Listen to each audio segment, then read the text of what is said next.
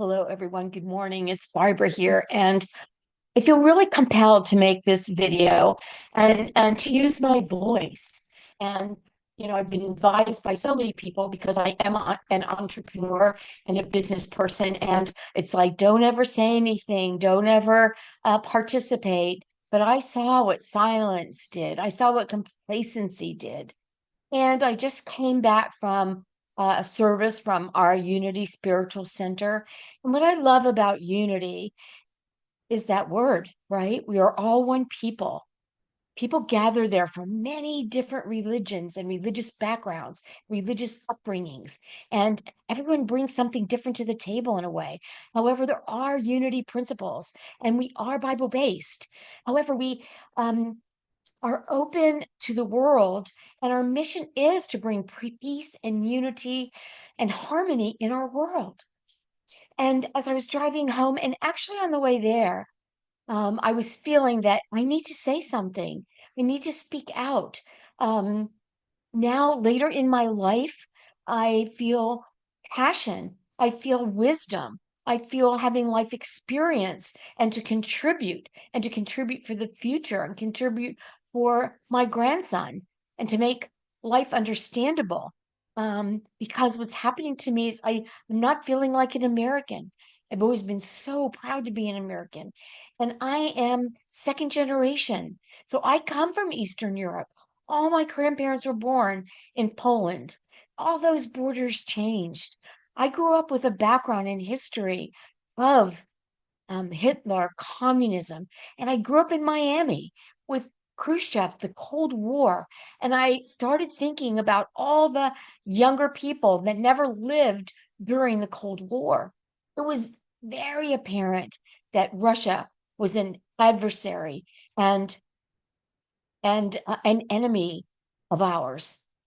We would send things to Poland because what happened is my grandmother was able to get on a boat and leave all of her family and siblings behind. She had a cousin in New York City, and she was 15 years old. Can you imagine? I think she traveled with another cousin or somebody she knew, maybe from her village. And I just heard this part of the story that I never heard before of Ellis Island. So I knew she had to go through Ellis Island. And it turns out that you were only allowed to stay there 3 days or else you're sent back. And her cousin was going to pick her up. I mean, here is this 15-year-old that does not speak the language, on her own with nobody, just a letter and a name. Well, it turns out her cousin was having a baby and she couldn't understand. They didn't have cell phones. Cell phones were, and even regular phones weren't easy back then. I mean, my grandmother passed away. She was 91 and she's been gone a long time. They didn't have, phones accessibility, communication was difficult. And so can you imagine being scared to death? I don't know, maybe in a holding place in Ellis Island, hoping that you're picked up after being sent and traveling all this time by yourself on a ship. And she never saw her family again. Never. My mother offered to take her, I just learned, in the 70s. And she said she didn't want to go. She didn't want to see the gravestones. And she wanted to have her memories intact of how the country was when she left. And there was cutoffs. You didn't communicate. You couldn't call. You couldn't, we didn't know if we sent letters, if anybody, my mother and father tried to keep in contact with relatives. I mean, that was just on my mother's side. And I'm not sure of the whole story. I know a big part of the story on my father's side, and it's different. I'm not going to go into that. We had to save all of our clothing to send to Poland, but I don't think any of them got that. The custom agents and everything got confiscated. So I grew up with that fear, that paranoia, that understanding. And it was scary living in Miami. 90 miles away was Cuba and missiles and the missiles crisis. People, there is no underground in Miami because the water level and the water table is so high, but people had bomb shelters. Some people in the neighborhood bomb shelters in their backyard. They built them. So I want to tell you, this is a scary inflection and pivot point right now. And I started thinking about us and our history. What did we do? We were running from the UK and England because we didn't want suppression. We didn't want the king and the peasantry and the religious persecution. So why are we now being persecuted in so-called religion, which I cannot believe in that level of Christianity, because if you are, in my opinion, a Christian and a loving Christian and caring person, then you care about the people of the world because God created everyone. And as I look around the streets, I think of I could be that person. I could be that person in another country. I could have been born in this situation, but I was lucky enough to be born in a situation that I am as a white person in America. And but I have this heritage. I have this understanding. So what did we do? We took over the land as a land grab from the Indians. And I grew up, reading our history and our history books. And now I question how everything was written. I was scared to death of the Indians. I felt that they were heathens and savages, but we were there taking over their culture and doing horrible things as well. And it did scare me to death. I thought of these brave people in wagon trains and pioneers and carving things out. But what do? We celebrate Thanksgiving. What was Thanksgiving? That they shared their bounty with us so we wouldn't die, that we could survive because they knew how to survive in this territory. And we didn't yet, even though we were from England in a cold climate. Different things grow and different cultures are fostered in a different way. Look how that's my favorite holiday. Isn't that special? Okay, but look at what happened. And then we brought slaves over. We captured people like animals. And we know the deplorable ocean crossings. I can't even imagine enduring that pain.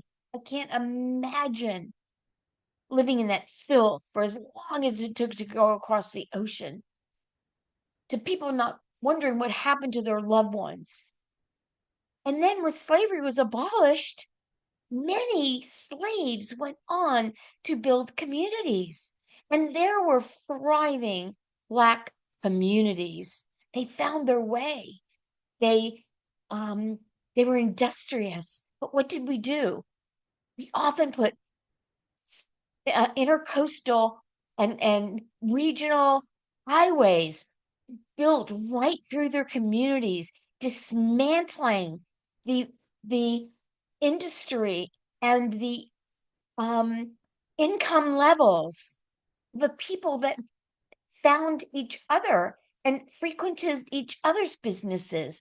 They had their own banks and real estate offices and groceries and barbers, and there was community. And they built themselves coming up. And so what did we do? We smashed them down again, right?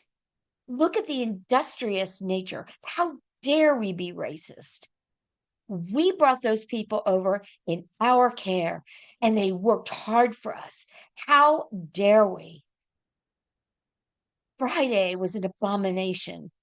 And I see people saying, well, you only saw the last 10 minutes. I don't care.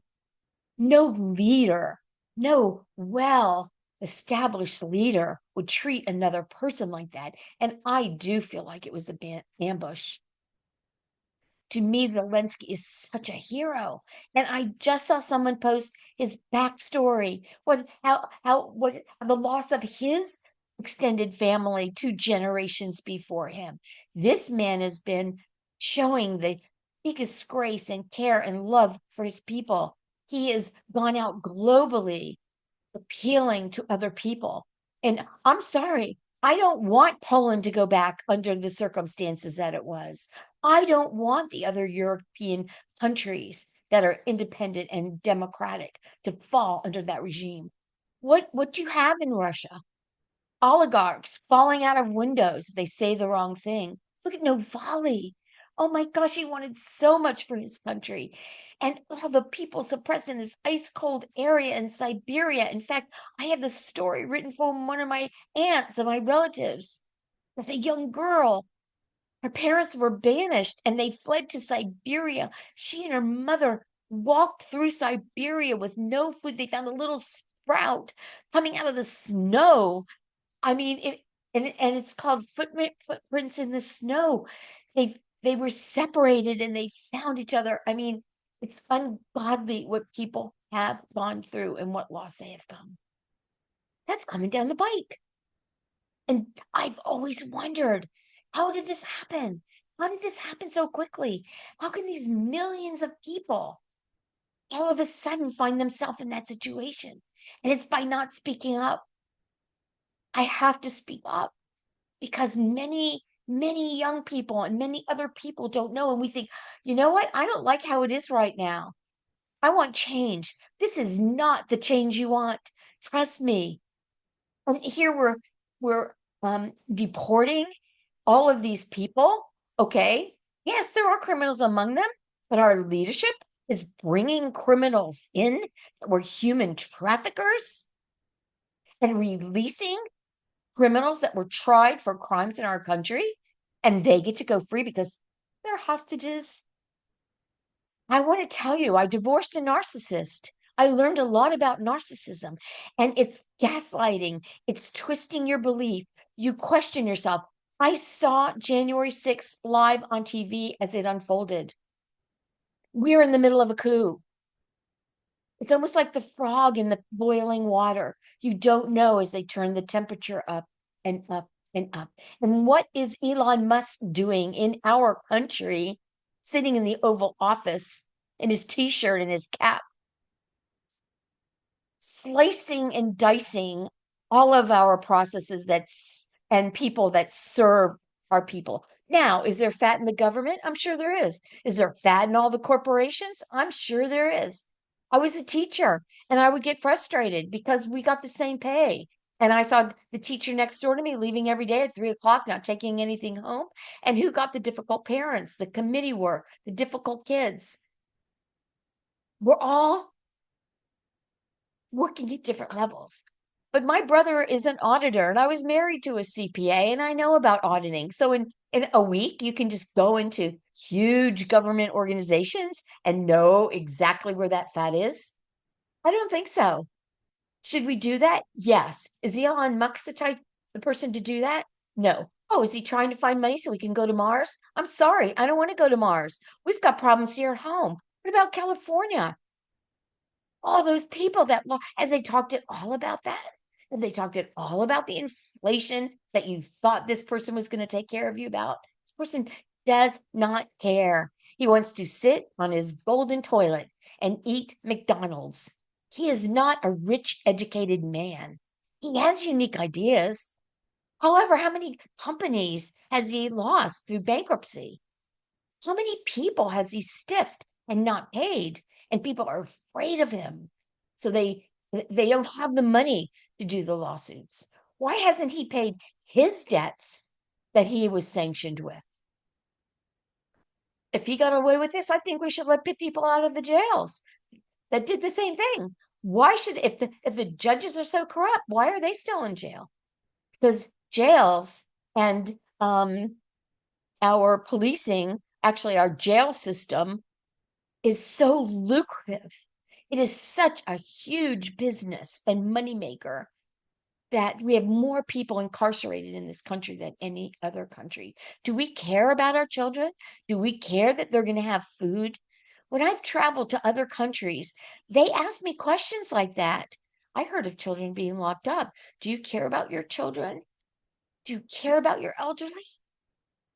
And so what's going to happen? They love putting thumbs on us to be more uneducated, to create false narratives. And now the news cycles. I mean, I was Miss Walter Cronkite. We got to see real news. But look at the I'm just so surprised. I'm sorry, I can't find the word at this second how quickly our news casters and our reporters are being suppressed. It takes a lot of courage, and you worry about your family. These people are strong armed and they will hurt you, and they love the other people to hurt you so that it's not on them, right? They rile people up. I know, I've been in that situation in certain ways, in a different ways, but I know this behavior. My background is early childhood education. I see behavior and it gets seeded at a very young age. And what's making me so sad is that so many people think this is okay. Where are our morals? Where's our character? Where's our integrity in the world? Us to fall from this great state that people looked up to us to the bottom of the barrel, we're low hanging fruit. And here's what's scary to me that no one is talking about. We are unsafe now. We are vulnerable. Other countries have been waiting for this moment. When is America vulnerable? Yeah. When is nobody watching? The FAA, fire the controllers, police forces, agencies that take care of us. Do you know that US aid, that is also a political situation? When we give aid to other countries, we are also helping ourselves. We understand other countries. They give us information. We are vulnerable. This is the weakest I feel that we've ever been in my lifetime. And I'm in the sevens. Okay. And I feel worried that we're vulnerable for other countries. They've been looking for a takeover. If they can go take over the Ukraine and Crimea and other countries, they can take over us. We've been very insulated because of the oceans, but the world's a different place now.